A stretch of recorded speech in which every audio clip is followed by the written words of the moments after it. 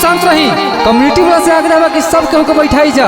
अब आप सबके बीच भोजपुरी के सुप्रसिद्ध भजन गायक स्टेज स्टार शशि श्रीवास्तव जी और अंजू मधुकर जी के शुभ आगमन हो गइल बा। ए भैया बड़ी जल्दी जागरण प्रारंभ हुई। बैठ जाए लोग। ए भैया एगो म्यूजिक बजा के स्वागत करी।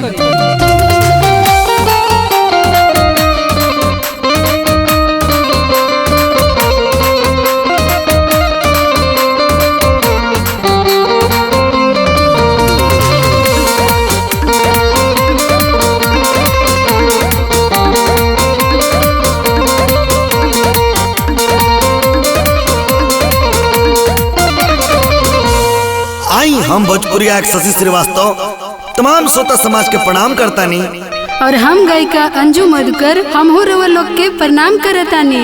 बोली शेरा वाली मैया की। आई जागरण प्रारंभ कल जाए।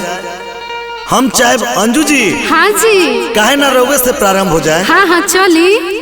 या देवी सर्वभूतेषु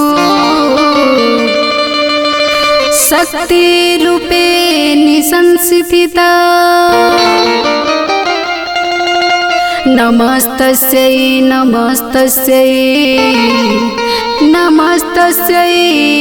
नमो नमः।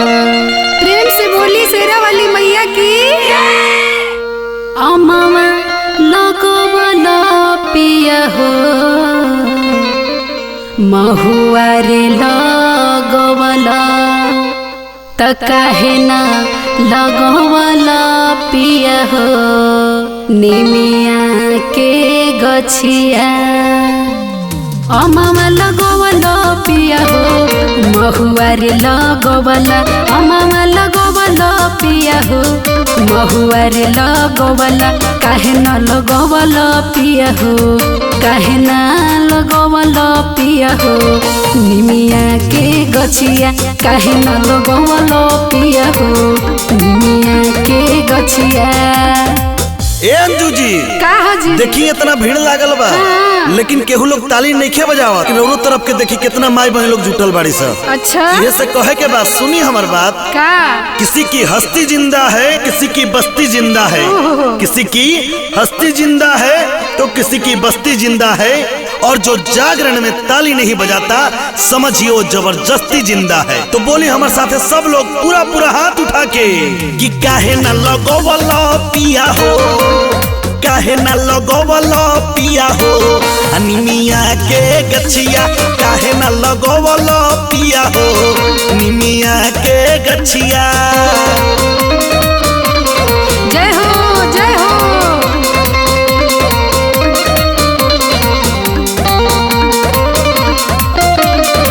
देखिए अंजू जी ढेर सारा आशीर्वाद आयल बा। केकर जी सुरसागर स्टूडियो के मालिक मनोज चौरसिया जी के तरफ से। और देखिए इनकर फरमाइश बा जी सुनाई। अइली शेरवा के कई के सवारी माई चलल बाड़ी सतुआरी। अइली शेरवा के कई के सवारी माई चलल बाड़ी सतुआरी। सब छुअल चाहेला ई तोरे पाँव रे और तोरे पाँव रे और तोर पाँव रे। ए भैया पूरा हाथ उठा के। ए भैया हम हो बानी। ए दीदी पूरा हाथ उठा के हमरो साथे। मैया तेरी चुनरी है लाल लाल री मैया तेरी चुनरी है लाल लाल रे भक्तों को करती कमाल लाल रे। मैया तेरी चुनरी है लाल लाल रे भक्तों को करती कमाल लाल रे।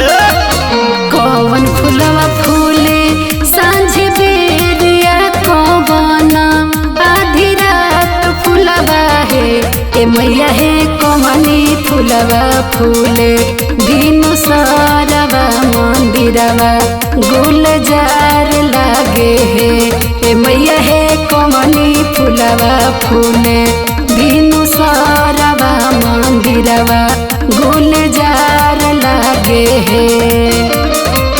बेली फुलवा खिले साची बेरिया चमेली आधी रात खिले हो।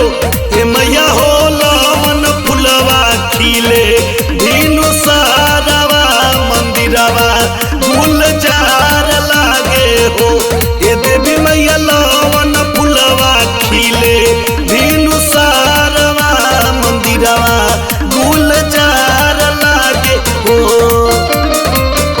वाह वाह, देखी कितना लोग आनंदित हो गइल बा ई जगराता में, और माई के कृपा ऐसे ही सब पे बरसत रहे। ए अंजू जी, हम चाहे इतना ही कि माई के कृपा सब भक्त, सब श्रद्धालु भक्त यहाँ जितना जुटल बाड़े सब पर माई के कृपा ऐसे ही बनल रहो। और कहे के बका मथवा पर हथवा माई धैल रही हकीर बा नैल रही हकीर बा नैल रही हो ए माई हो, हाथ जोड़ करी ले रजिया की कीर बाबा नौल रही हो ए माई हो, हाथ जोड़ करी ले रजिया की कीर बाबा नौल रही हो। ए अंजू जी, दोनों कोई मिल के गावल जाओ। ए माई हो, हाथ जोड़ करी ले रजिया के कीरी पाबा नल रही हो। ए माई हो, हाथ जोड़ करी ले रजिया के कीरी पाबा नल रही हो। अच्छा लगल बात, एक बार जोरदार ताली बजा दी सब है।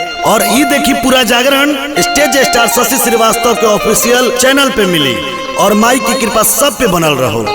ए भैया, एक बार जयकारा हो जाओ, बोले शेरा वाली मैया की।